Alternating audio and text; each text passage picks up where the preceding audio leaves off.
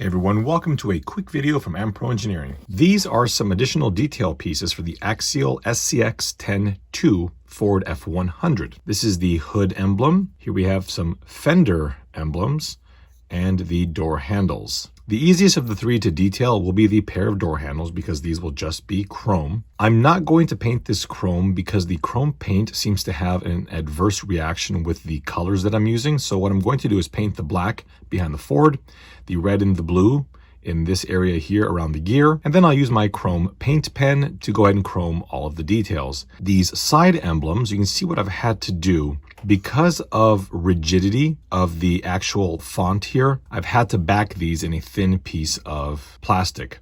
The plastic I want to say is 0.25 millimeters thick. So the goal here is to paint the entire thing body color. So if your car is red, paint the entire thing red, paint the entire thing whatever color your body is, in my case silver, and then take the chrome paint pen and paint the emblems. So the FORD, the F100, and I forget what color is inside here, but I'll do that as well.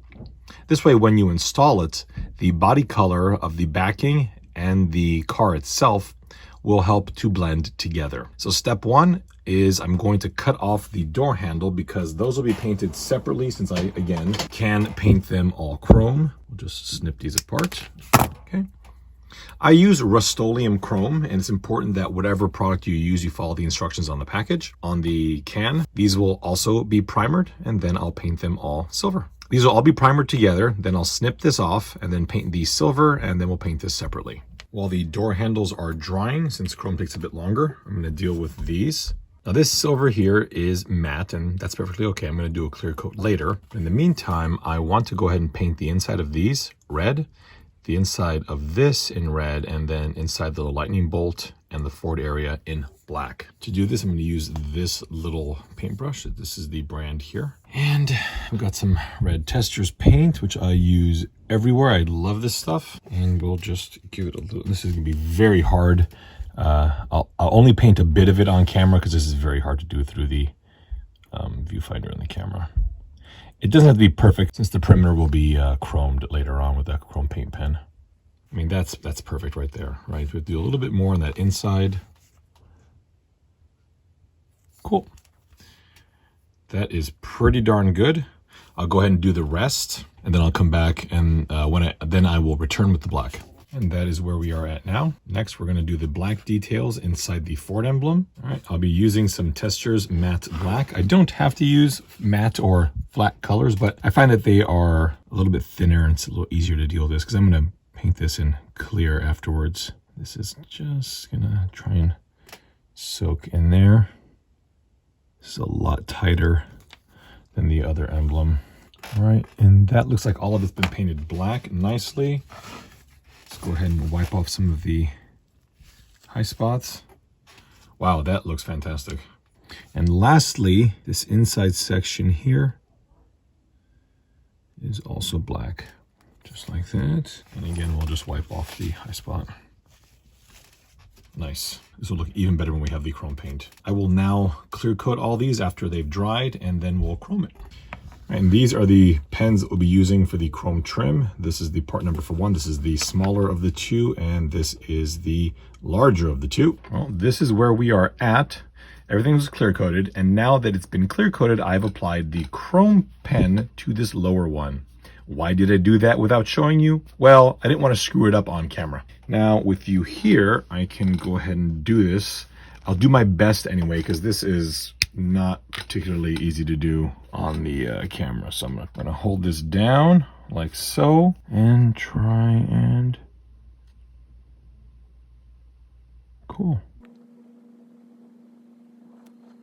And then the real change happens over here. And you want to be careful with this, especially on the numbers, because this will wick into the void of the 0 and potentially fill it up with chrome, and that would make you have to repaint the inside of the 0.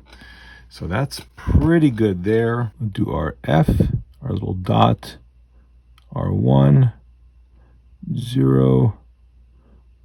I'm hardly putting any force on this pen because if I do, I think we'll have some issues here. It's just barely kind of gliding across the surface, and there's our F100. And next, we're going to do the main emblem here.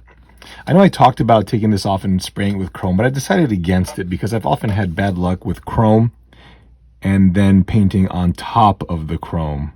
So I said, forget it, we'll just do it manually.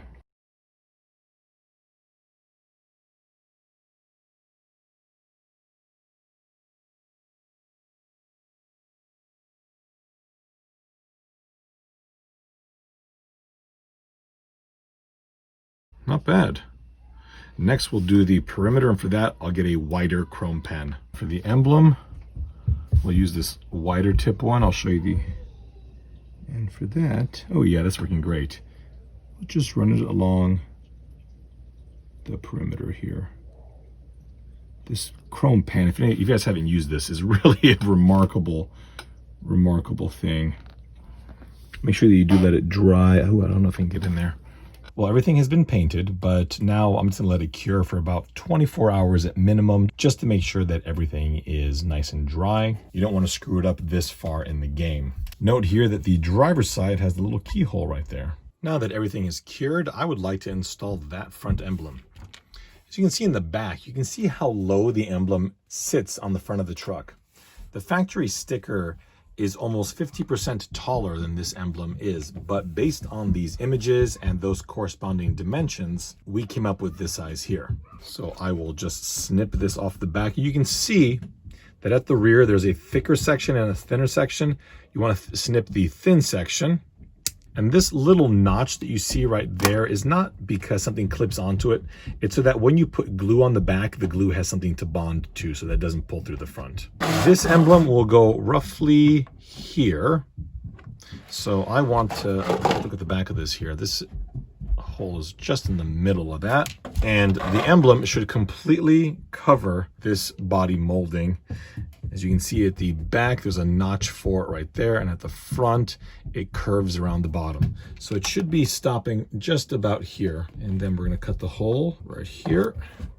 This is terrifying. Let's use this. I love this ring body post tool here. Okay, all right. Now we're committed. So once you are done ruining your perfectly good body, you can pop this in and hold it from the back, and oh, that's fantastic. Oh my gosh, that's awesome. That is really cool. All right, we have to glue this in place somehow, and I'll probably use some shoe glue. I decided to use hot glue to hold that front emblem on, so while that's heating up, let's snip off one of these. Okay, flipping this over, you can see that at the rear, these are the same height, both of these little studs. The studs on the rear are 15 millimeters apart.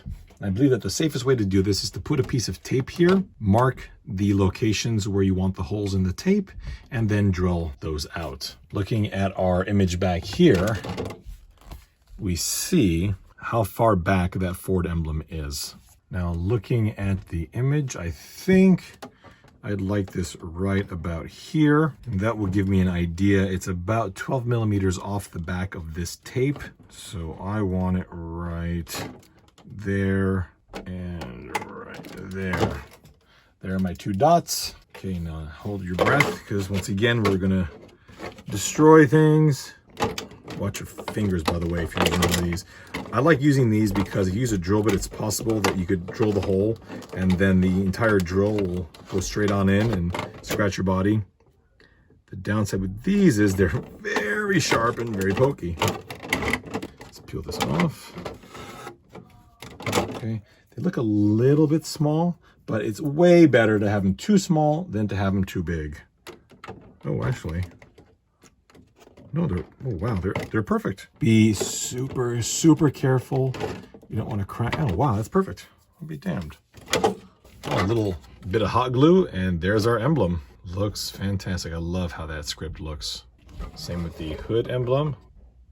It looks fantastic. Now the door handle, as again you can see in this photograph here, is just on the part of the body where the curvature begins.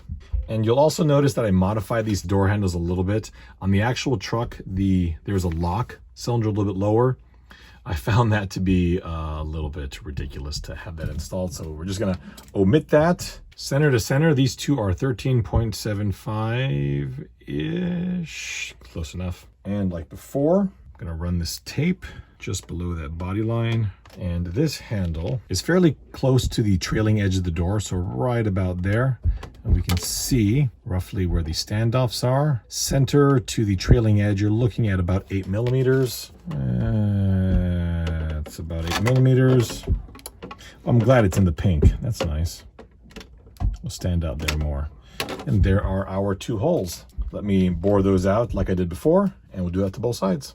Now, there is one major thing I had to mention that I completely forgot, is that this standoff is lower than the other. And it's important that I did it that way, because otherwise, if you install this with this one here at the same height as that one, it could cantilever up and you'd see a big gap at the bottom.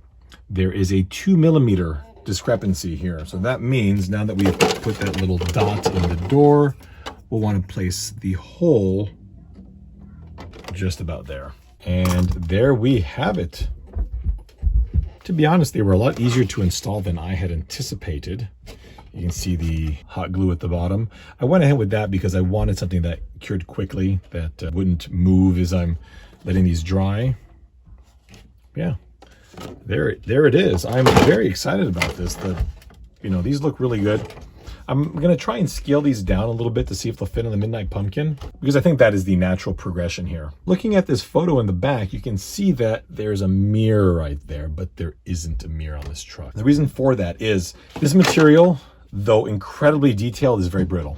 And with a mirror that's gonna stick up off the side like that, it wouldn't last, a matter of hours on the trail. So my plan is to use a much more flexible material, which is on order from Shapeways. It's going to lack a little bit of detail, but it will be significantly more durable. So that is it.